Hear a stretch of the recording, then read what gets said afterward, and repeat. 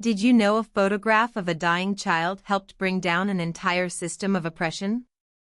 This is the story of African children, not just as victims, but as agents of change, builders of empires, and keepers of their cultures. We often think of history as the domain of adults, of kings and generals. But what about the children? What role did they play?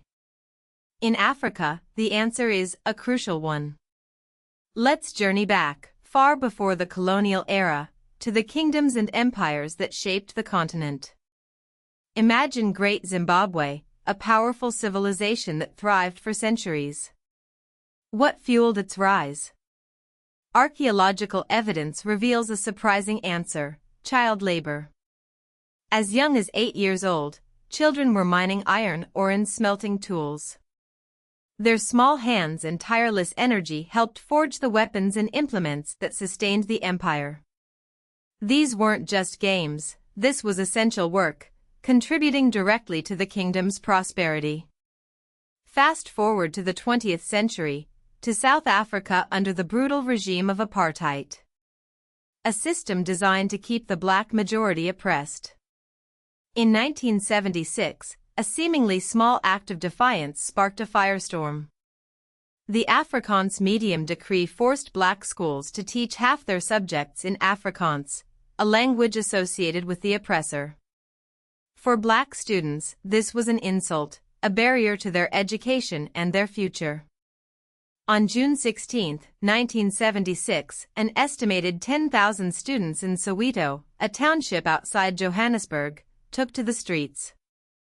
They marched peacefully, singing and chanting, determined to make their voices heard. Among them was 12-year-old Hector Pieterson. The students marched towards Orlando Stadium, but they never made it. The police opened fire. The first bullet struck Hector Pieterson in the head. A photograph taken by Sam Nzima captured the horror of that moment. It showed Hector, lifeless in the arms of 17-year-old Mbuyisa Makubo, with Hector's sister, Antoinette Sithole, running alongside, her face etched with terror. That single photograph became a symbol of the struggle against apartheid, galvanizing international outrage.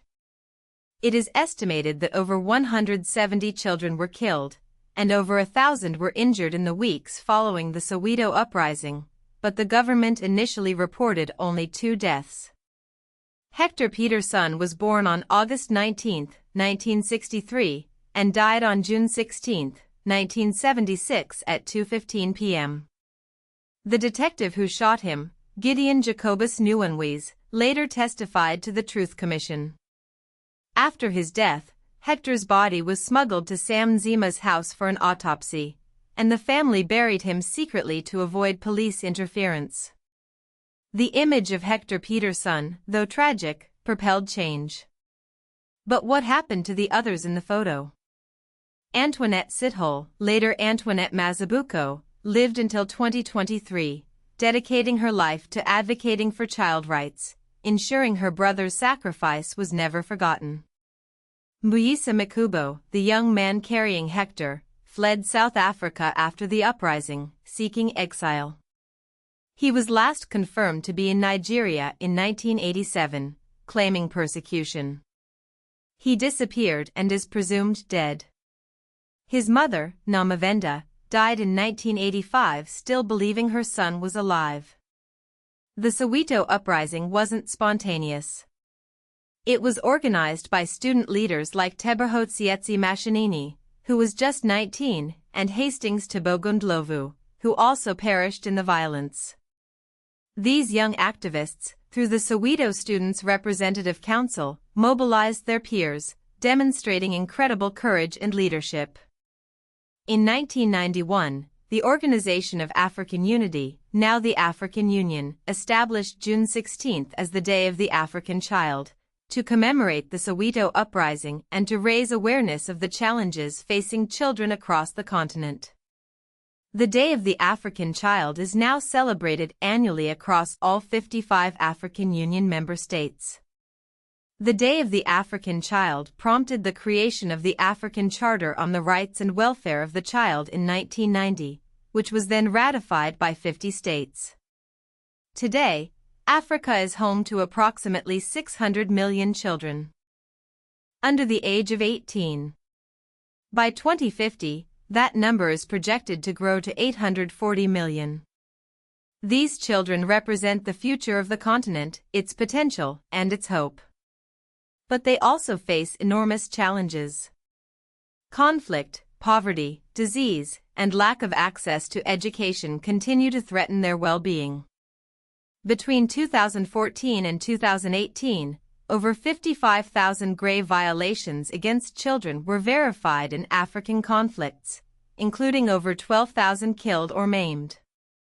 The AU's theme for the Day of the African Child in 2024 is Protecting African Children from the Adverse Effects of Conflict and Crisis, a stark reminder of the ongoing threats they face. This includes the estimated 14,700 children recruited into armed groups. Despite the progress made, many problems persist. Millions of African children are still out of school. Child soldiers continue to be a reality in some regions, and child labor remains a widespread issue. The legacy of colonialism and apartheid continues to cast a long shadow, exacerbating inequalities and hindering development. The Afrikaans decree may have been withdrawn, but critics argue that the imposition of English-only policies suppressed indigenous languages, eroding culture. Today, we see the echo of those Iron Age children in the Democratic Republic of Congo, where tens of thousands of children work in artisanal cobalt mines, facing dangerous conditions and exploitation. These children are mining the resources that power our modern world, but at a terrible cost. But amidst these challenges, there are also stories of resilience, innovation, and hope. African youth are driving technological advancements, creating businesses, and leading social movements. Nigeria's child-led fintech startups are a testament to the ingenuity and entrepreneurial spirit of young Africans. The African Union's 2023 to 2032 Child Rights Strategy aims to achieve 100% primary school enrollment by 2030, a goal that would transform the lives of millions of children.